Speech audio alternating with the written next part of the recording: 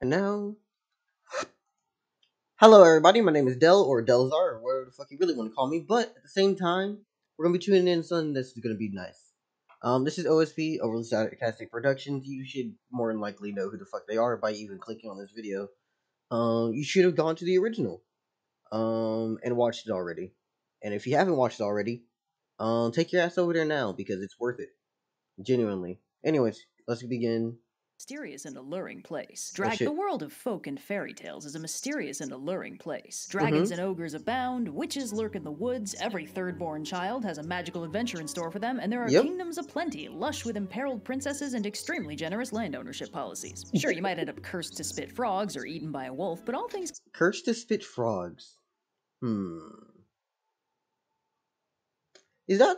I was gonna say how bad would that be, but then I'm thinking about like it depends on how the frogs form, right? Because if everything that comes out of your mouth, like if all the spit that comes out of your mouth then shapes into a frog, that's one thing.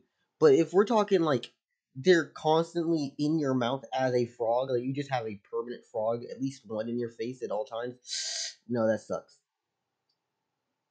Because one of them is just you talk and you start spitting a little bit, and everybody has to deal with shit just ribbiting around. The other one, you gotta constantly like deal with that. Wait, no, if they're coming out of your face like that, wouldn't it make more sense that they're like your saliva's filled with eggs, and then it rapidly grows into a frog? Ugh. Or even tadpoles. Yeah, like your saliva forms as eggs, and then they create tadpoles upon leaving your mouth and mature really fast. I'm realize I'm ranting after like 17 seconds of fucking watching this. Anyways, let's go. considered, it's a very tempting environment for exploration. Tempting and terrifying in equal measure, like all the best fantasy tends to be. Today's folktale is apparently Turkish in origin, documented in Ooh. English in Andrew Lang's Olive Fairy book based on a German version from the Türkische Volksmärchen, or Turkish folktales. It's a lot of fun for a lot of reasons, and honestly, it's a shame it's not better known. I didn't think I had a favorite fairy tale before today, but this has absolutely taken my top. Hold up. So let's just think about that for a moment. For Red, someone who's done a lot of research into a lot of different tales and a lot of different stories, to say that this is their favorite, I I'm actually looking forward to this. Like, ironically, like I genuinely do. This is not me hyping it up. Like I wonder what the fuck this has to entail. Probably death, murder, and a little bit of betrayal. But like for it to be your favorite out of all the ones you've heard, Spot. So today let's talk about the boy who found fear at last. The story begins in a lonely cottage by a dark that forest is where a also a woman lives a fucking sheltered crazy good existence with her name. only son, which is primo folktale scene setting right there. One night a storm blows in and slams the door open, frightening the woman and confusing her son, who has apparently Yeah. led such a sheltered existence that he has no concept of what fear means. His mother tries and fails to explain the concept of directionless existential dread, so the boy decides to take matters into his own hands and find fear himself, leaving at the crack of dawn for his adventure without even saying goodbye, and probably giving his mother a whole host of other fear-related issues for the foreseeable future. I wouldn't know, Yeah. she's not in this story anymore. So the boy Wait, heads oh, out damn. into the world to find fear. He's Oh no. Also, I really love the idea of just embodying fucking concepts as characterizations. It just feels right, even if it is a little bit weird or wonky. So, to find fear, what shape would fear take? I guess that would technically change depending on who you're talking to, but for me, not something big, and it wouldn't be something small. Something about my own height. Something that doesn't slide and scale by, but is not soft enough to the touch. Scales would be too common. Cold, iridescent skin that flexes and bends like old warbling tires. Hmm. Anyways, we're just gonna keep moving. spots a promising-looking mountain and makes his way up it, finding a bandit camp posted up at the Aww. summit. And because he's chilly, he marches up to the fire and squeezes in between a couple bandits to warm himself up. This baffles and amuses the bandit leader, and when the boy explains that he's trying to learn what fear is, and fails to respond to the bandit's intimidating boasting, the bandits suggest he take some of their supplies and bake a nice cake for them, and then I'll be honest with you, I would probably do the same thing. Like, if I see a random kid, like, if I'm robbing, murdering, and doing other shit, right? and I see a random kid come out the woods, I'm gonna look at him and be like, "You stupid." But if you want to know fear, ha! The second I see that they're not scared, I'm like, "Oh shit." Okay, they're an innocent child. Give them some food. Tell them to get on their way. Oh, you thought I was gonna return them to their home? No. If this random motherfucker appeared, I'm not helping them get home. Because whatever the hell they are is bold enough to get over here.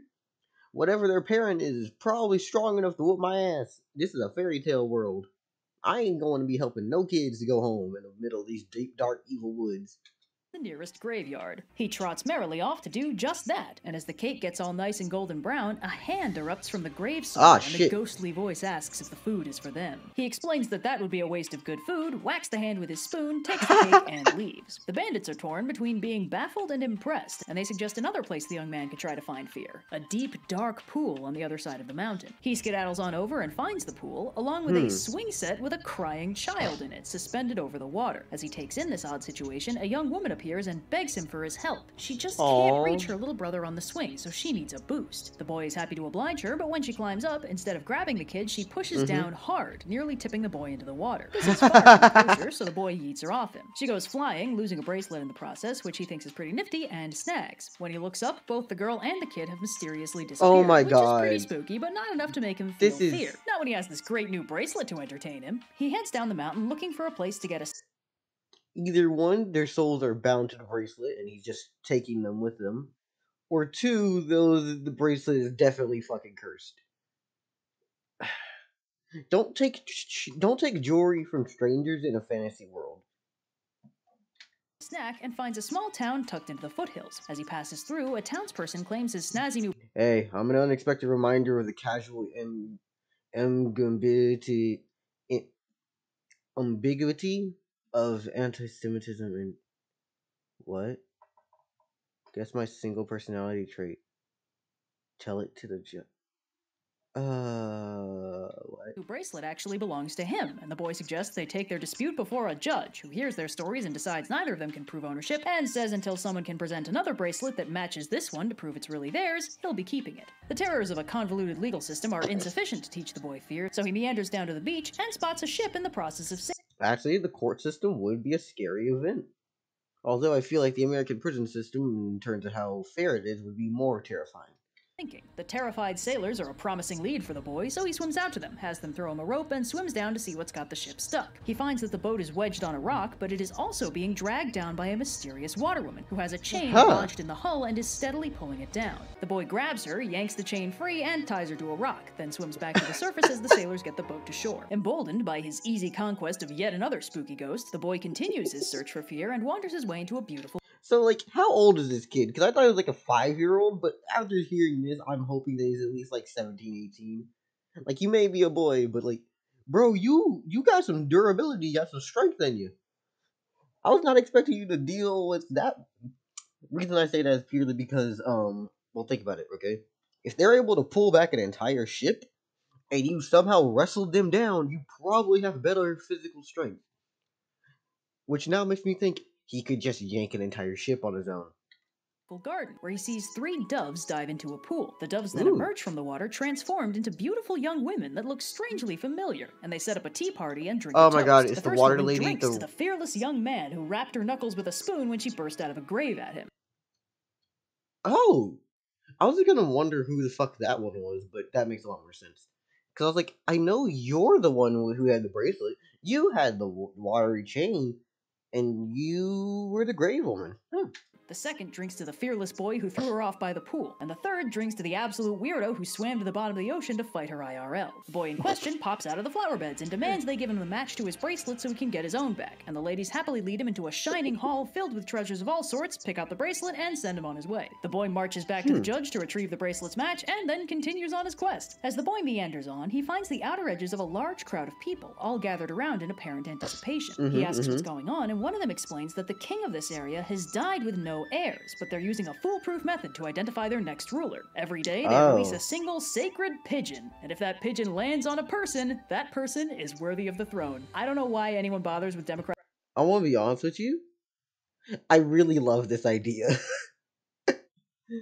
It reminds me of a really dumb thing I was doing at one point, where people had a magical MacGuffin that was connected to a stronger, like, eternal magic entity, and they basically were just going, okay, so whoever wields this thing controls this being, who then is the birthright of. It's basically just a fucking sword in a stone, but instead of it being a stationary sword that doesn't think, it is a man who's basically just absurdly strong and going, I serve whoever has this thing. And if you're wondering why the fuck and when the fuck did I come up with this, no, this was not a D&D campaign. This was me when I was contemplating creating an anime idea concept. Basically, I was asked at one point, hey, yo, if you could come up with an anime, this is what I want to do. I want to see the life of a fucking familiar that gets passed down from generation to generation. And when he has to do shit that's awful, when he's told, slaughter them all, he's like, but the innocents, the women, the children, the crippled, the everything. And he's just like, slaughter them. He's like, okay. Then other times where he's like, used it for good. It'd be really neat to see an anime like that. Like every episode's a different fucking character. Well, is a different ruler. Anyways, let's keep going. Democratic elections when this is clearly the only objectively perfect mode of governance. Anyway, sure enough, the sacred pigeon flaps its way down and lands squarely on the boy's head. The townsfolk are overwhelmed with joy at having a new ruler, but the boy feels a sudden surge of a strange emotion, a horrifying vision of his future. The fear of responsibility. You know what? If there's any fear that I don't want to be my first, that's the one I don't want. A fear for physical harm could be like, yeah, I can push that. Fear of responsibility is actually kind of difficult. You have to pay attention to other people. Future, bound to a throne and to responsibility, forced to spend the rest of his life trying and failing to make the poor richer, the miserable happier, the bad better, never having the freedom to live his life according to his whims. He begins to panic, but the crowd thinks he's just shy and releases a few more pigeons just to be sure, and they pile on the one true king in an adorable heap of orbularity as he works through his very first panic attack and slowly accepts that the rest of his life will have fear as a constant and steady companion while he acclimates to fabulous wealth and power. How sad. I'm not scared. Oh, we get more Red singing. Yeah!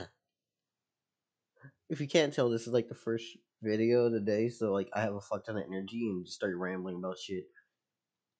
Anyways, Red singing. Fabulous wealth and power. How sad. I'm not scared. Not at all. Why would a star ever be afraid of the dark? I'm not scared. I'm not scared, even from the start. I'm not scared of the dark, of the dark.